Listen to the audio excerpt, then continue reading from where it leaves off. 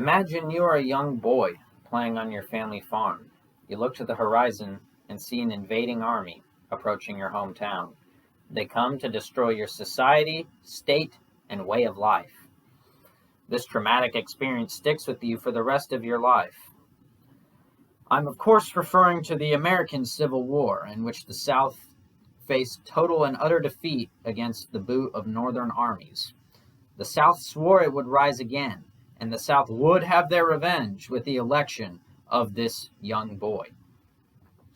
We are taught in school that this young boy fought to preserve democracy and the American way of life on the global stage. He ushered in a new age of peace and freedom for all peoples with the ideals that he presented in his 14 points. However, this is a bold-faced lie. His name is Woodrow Wilson, and he was elected in 1912, 2 years before the outbreak of the First World War.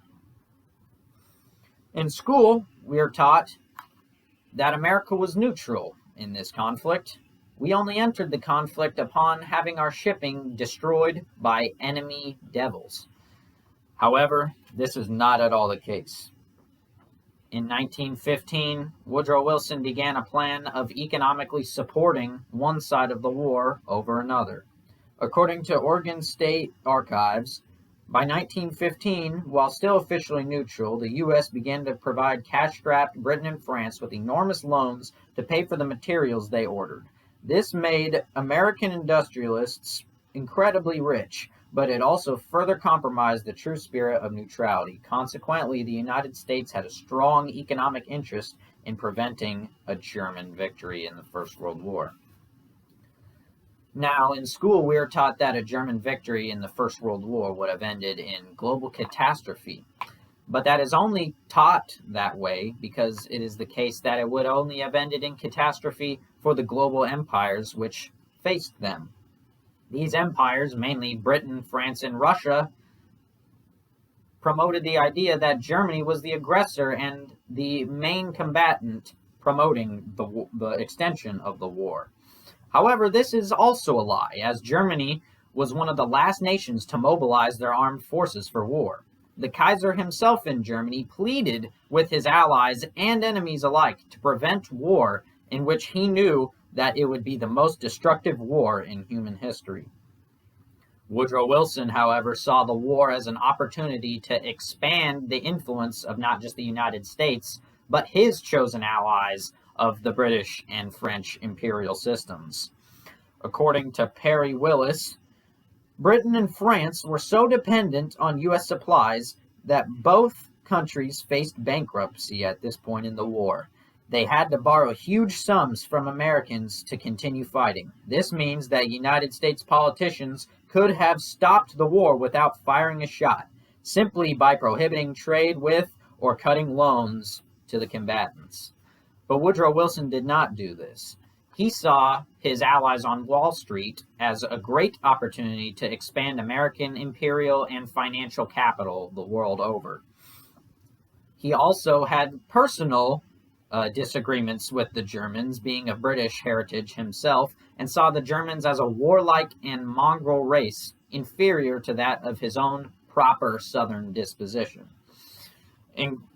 Expanding on this, Woodrow Wilson also saw the war as a great opportunity to harm the rights of his fellow Americans by using the war as a way to resegregate the federal government. He did do this successfully and thus set back civil rights likely by 50 years.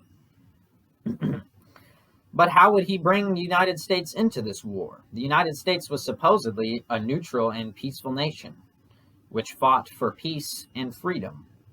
Well, that's easy. Simply make your enemies out to be complete devils, irredeemable, and completely unnegotiable with. This false narrative was not just promoted by Woodrow Wilson, but by many in the government who wanted to continue our expansion into the Pacific, Caribbean, and Asia with interventions in nations such as like Haiti, Mexico, and Japan. This false narrative would deeply be integrated into the American school system and is why we do not learn as much about World War I now.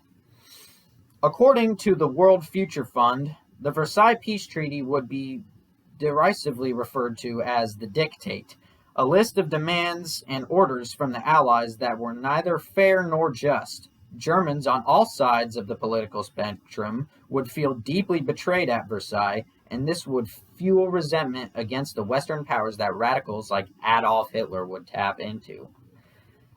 Now, with Woodrow Wilson's personal vendetta against Germany and the German immigrants in America, he passed many acts in Congress, such as the Sedition and Alien Act, which allowed for the discrimination against German culture in American society. Many towns in America have German towns, but have seemingly lost their German culture due to the forced conversion to a more Southern and British American way of life. Many Germans feared for their lives, and lynchings against Germans were not uncommon in the First World War. The American justification for joining the First World War was because of Germany's aggression on the global stage, and particularly towards American shipping. But the most American shipping was actually going to the British and French war efforts. This false narrative that Woodrow Wilson crafted lasted till after the First World War, and Americans felt they needed a reason to justify our intervention. It is sad to say that the only reason we joined the war was to create our own personal sphere of influence and prop up dying empires. It is true that if the United States had not joined the First World War, Germany likely would have won, but this would not necessarily have been such a bad thing as it seems. Perhaps if Germany won the First World War, the Second World War would have been entirely prevented, along with the Holocaust, Armenian genocide, and many other acts of terror that came throughout the 19th century. Thus, I believe it is very important that we educate the children on the actual true history of the First World War and the beginnings of American interventionism in the world. The First World War was often referred to as the Seminal Tragedy, as it ended the golden age of American and European industrialism in creating a new scientifically based world. But I believe we must create a new Seminal Futurism, which will educate the children on how the world we see before us is not the only way it was destined to be. Thank you for coming to my TED Talk. Okay, and here are my note cards.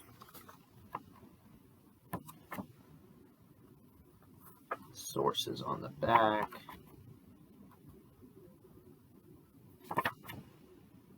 All right, thank you.